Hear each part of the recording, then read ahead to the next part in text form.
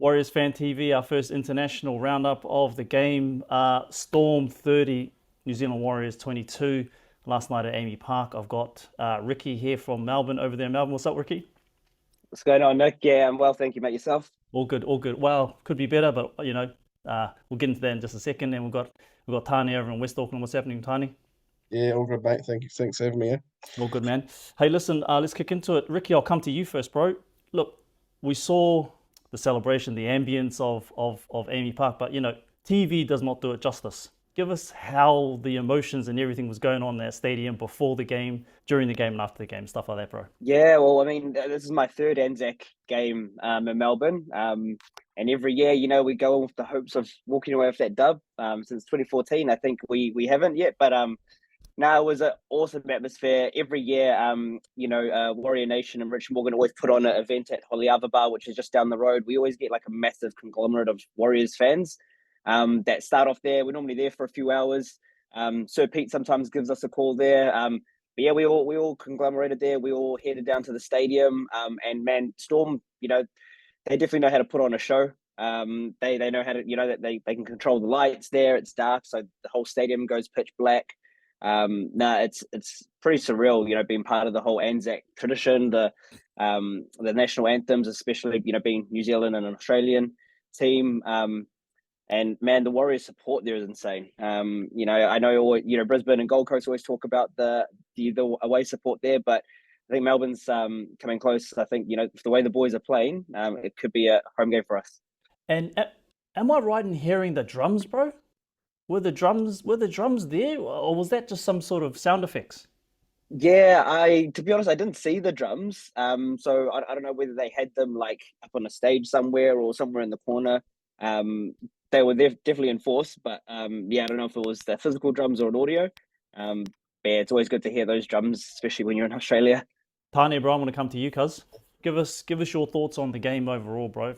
The game, yeah, look, it was first 20 minutes. You probably couldn't have started better. Really, it was incredible. We were rolling through, and rumbling down the middle, and AddinFonua-Blake was just on another level, and just cracking through, and then we're executing at the business end and scoring some points. I mean, you just couldn't ask for a better start, especially coming off what we did there last year. So, it was I mean, you always know with Melbourne they're going to come, and yeah, sure enough, some of those moments in the back end of the first half, and you always know they're going to come, and they're big players. They bar up when they need to, and Were you surprised, bro, that we crossed over 4 minutes? Jackson Forde loves running that line. When he hits that gap. And Dallin Watene-Zelezniak, some slick work out to the wing. Were you a bit surprised, bro? Oh, look, 10 minutes into the game and we're like 12 points up. Yeah, I mean we have been controlling the ball pretty well for the most of this year, really. I mean, I think last week at the Cowboys wasn't great, but our ball retention has been pretty good. And we've been executing plays, and you don't often associate Melbourne with leaking two tries in the first 10, 15 minutes, but you kind of, certainly when it's your team, you get all you're chuffed, because they don't do that. It is a different Melbourne team, but it's still Melbourne. It's still got a lot of class area. Yeah. And what was it like at the stadium, Ricky? When like Olam's gone and ran through like 5 players. What was the crowd like then when he was doing that? Yeah, obviously the Melbourne conglomerate were pretty stoked. The Warrior Nation, we weren't, but no, it was like I feel like that start for us really got the crowd pretty silent. I mean, and it's good for us to get the points pretty early. Wasn't too confident straight away. The 2 tries were good, but it kind of scared me how early in the game that was and how much time we had left to hold it. Considering we normally doing the hard work first and catching up, but having that early lead against an outfit like Melbourne, it did ring some alarm bells for me. So I was just not getting too carried away, but obviously trying to make my voice known to the boys down there. But yeah, it's that I think for me it was that Cameron Munster. I think it was Cameron Munster, that 40-20 I think we had just scored a try. I think we had completed like a 70-meter set. Sean kicked it into the corner. I think we restricted them to like 30 meters, and that 40-20, they scored the next point, and I think it was 6-12 from there on. And yeah, that we did everything right. Unfortunately, we got caught off guard by like footballing brilliance with that 40-20. But yeah, I think that's where the turning point was for me. And but it was a tough game. I mean, we're an 80-minute team. We I think in 2018 we started the season 7-1. Five games in a row. We won 5 games in a row, lost one, and then won the next one at Mount Smart. And we just made the 8 that year. So I feel like this team is different. And a lot of the word from the staff is there's a really good buzz within the playing group and within the organization that they haven't felt before. So it sounds like, Webster has brought that sense of like fear, but a sense of calmness. He's not the Bellamy that everyone's scared of, but he's not the no disrespect to Cappy, but I don't think Webster's the type that'll like let people anyone is bigger than the club. So I feel like he's done a really good job. Controlling getting this team and getting them mentally tough. Totally, man. He's like, and even in the presses, he's a very pragmatic, calm. I wouldn't say non-emotional, but he just because he doesn't show his emotions in those presses doesn't mean that he doesn't have emotions. So he's not like a robot. But no, he's definitely brought a calmness to this club that we haven't seen before. And right up until the end, they're sticking to the game plan. They're just hitting it up. They're not doing anything stupid like throwing out some sort of, like Solomona. He was throwing some real dangerous, high risk offloads, and I thought we'd grab one of them, but we didn't.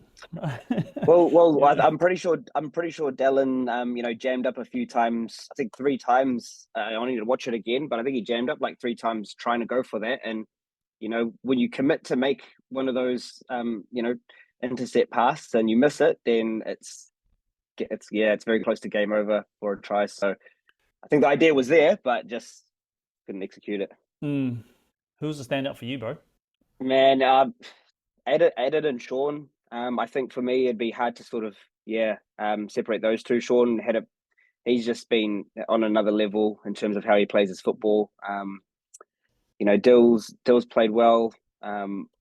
It's just hard. It's hard to put it on one person in a game like that, because that's the thing with this team right now. We don't have. I think that's why we're at the position we're at. We don't have a marquee signing.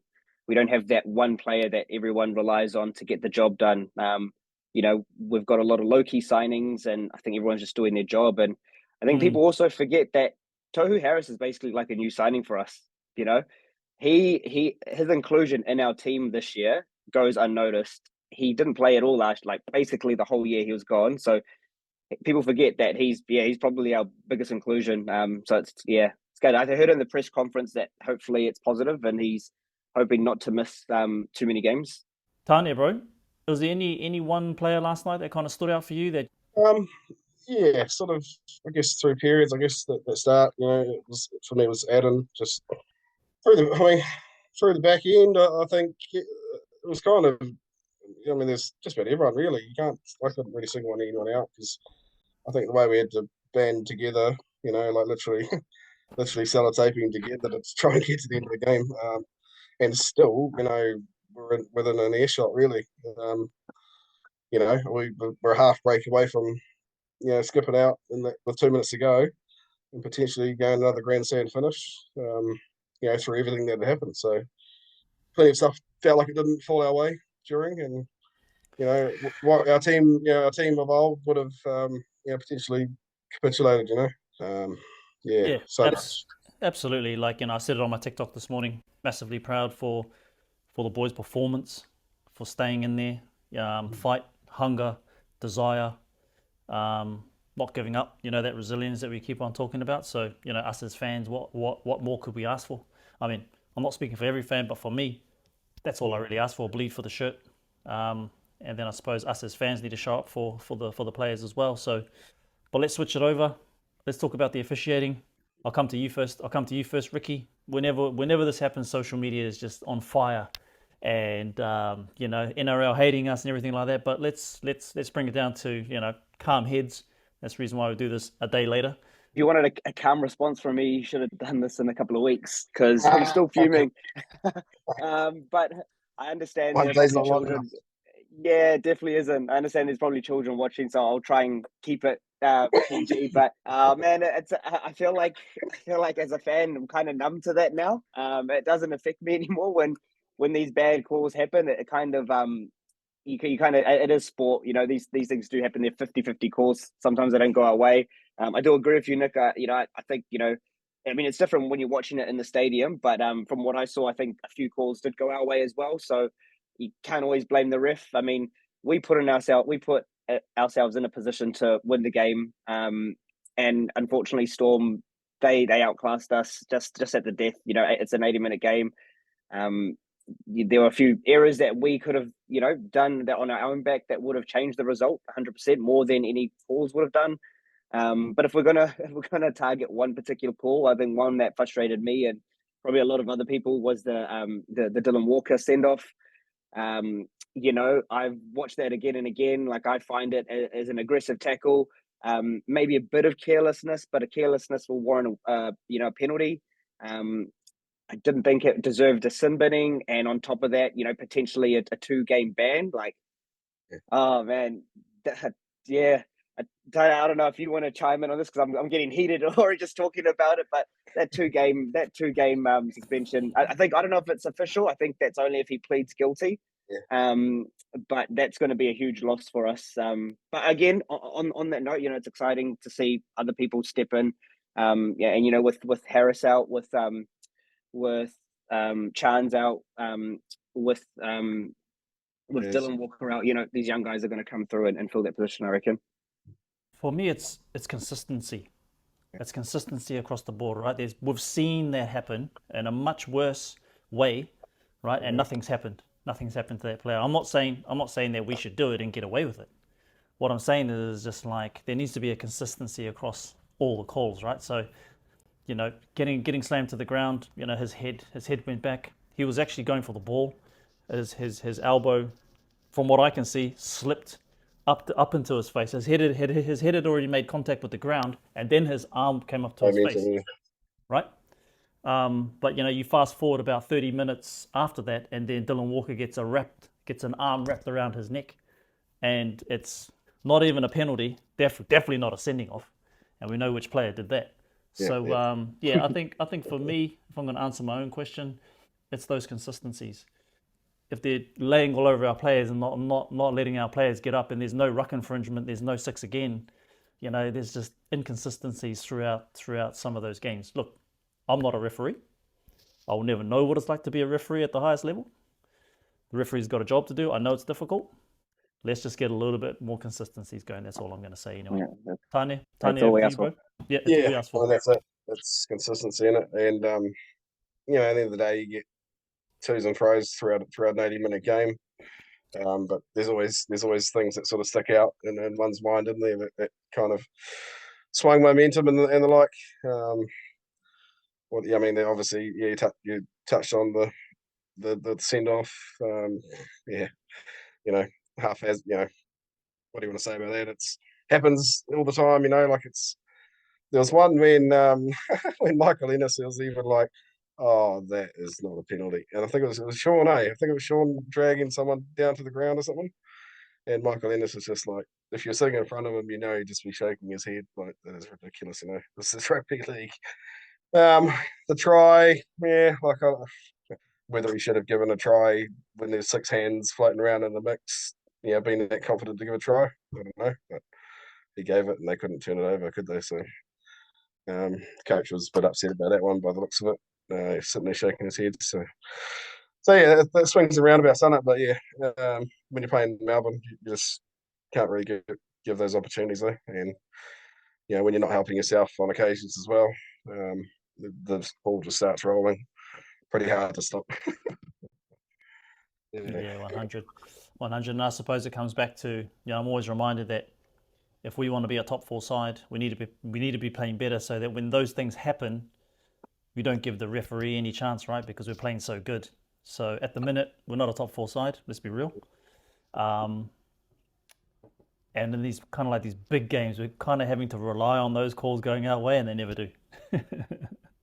Yeah, and the margins are so minute. Like there was a point there where they flashed it up and we're sitting second on the ladder, and that was in front of a bunch of teams who've had their bye points and all that. Yeah. How the game ends up, we're sitting 7th, and it's and we lose. If we lose to the Roosters this coming week, you probably drop out of the 8. It's such a fine line, eh? Like the margins are nothing. Well, let's talk on that, bro. So all those Roosters players would have been watching that game last night and seeing how seeing the emergency ward and the ambulance that was like taking all our players off. Coming over to you, Ricky. We've got a big game this Sunday, bro. 4 o'clock. I'm going to be down there. I reckon it's going to be a sellout 25,000. Thoughts on that game? Are you confident about that game? Yeah, I am actually. Very confident on this game, regardless of the players out. One thing that Coach Webster's done for me is he's gone on with this approach that it's no one's jersey. There is no 17 good top players. Whoever is out for whatever reason, another player will come in and do the job. And we're finally back in Auckland. We finally have a good buzz. We finally have packed out stadiums. Roger's coming back next year. We finally have people excited about the Warriors. And this is only 8 rounds after we've come back to Mount Smart. Our New South Wales Cup team are first on the competition ladder. That means they're going to be feeding through players that are dominating, that are getting to go forward, that are confident. I'm really excited. I really hope we get to see Dimitri Sifikola play this week. I think he's named as the 18th. But looking at that bench, I really hope that that's just a ploy that Webster's doing, and come game day, he brings him into the bench. Got my fingers crossed because he's been dominating in the New South Wales Cup, and I feel like these injuries, these send-offs now. I mean, you can look at it as a bad thing, but it's early in the year. Tane, our fullback, Tane Tuapeki, he's going to come and get some experience at home against a Roosters team, and our players are going to get experience at this time of the year, and it's going to make us a better team at the end of the year. So it's a bad thing, but I'm positive that these guys coming in, especially this weekend, will do a good job, and we're going to be better for it at the end of the year. So a bit gutted about the injuries, but yeah, I feel like we'll be fine. I'm going into this weekend confident. Tani, I'm going to come to you. Are you going to come to the game, Tani? I'll give it a nudge. Sundays are usually quite tricky because the missus works, but and kids and the rest of it. But we'll see what happens, see how it plays out. But bring the kids. Bring the kids. Yeah, I would like to, mate. Last week the Cowboys game was the first one I've been to for about 4 years. So just tell the missus. Just tell the missus you'll be on Warriors Fan TV. She'll be like, what the hell's that? But yeah, the Roosters are a funny one. Like I watched bits of the game beforehand last night, and for that roster, they're not really clicking, like they do, and they're going to be missing Radley as well because he got sent off too. Again. Yeah, he's impulsive, but yeah, like they had a bit of a blitz at the start, and then let the Dragons come back at them. And got away with it in the end, but they're a funny one. Haven't quite sort of clicked. I guess it'll come, but we've got to be confident. Like you say, it'll be pretty close to full. But that crowd last week was bad. 23,000 in there. Bro, close to full, bro. We played the Cowboys, bro. Yeah. We're playing Roosters now. Yeah. I want to see buses outside the stadium, bro. That can't get in. Yeah. I want to see the whole of Penrose, bro, just full. Mm. Any final words, bro, for for the boys, just in case the boys watch this on YouTube or TikTok or? Oh man, from me, man, just keep up the good work. Like I feel like there's a lot of really good energy, and I thought this energy would come maybe 3 or 4 years after COVID. Once 2 years of getting that junior development system going, 2 years after New South Wales, 2 years after re-signing players back to Auckland, getting them home. But like I said, man, it's been 7 or 8 games into us getting back, and to be where we're at now and to see the direction, like I'm pretty excited that we've gotten here so fast. Obviously the job's not done, but yeah, man, whatever you guys are drinking in the sheds, keep it up, and we've got your back 100%. So we'll see you guys in September Yeah. finals. Let's go. And what about you, Tony? Any final words for the boys? Just in case Oh they're watching? yeah, like I guess probably from all of us, you probably didn't really think that the sort of the changes and the structures and the desire would be that visible this early on. A young coach, rookie coach. It's kind of like Andrew Who, here we go again type thing. But yeah, starting to show a lot of things that you want to see out of a team. But yeah, she's a long season, so yeah, it's hard not to get too carried away. But yeah, we must try not to be. But yeah. Awesome, boys. Well, listen, just for me, if they keep turning up, we'll keep turning up. These guys 100%. have been turning up, and I suppose this is a bit of a whittle, bit of a challenge out to all the fans. The boys are turning up. Where are you guys? So I know not everyone can come to the stadium. I get that. I know not everyone can, there's only 24,000 seats. You can turn up in other ways. You can come onto Warriors Fan TV. You can share a post. You can show some sort of aroha, because those guys are turning up. We need to turn up too. 100%, bro. Facts. Awesome.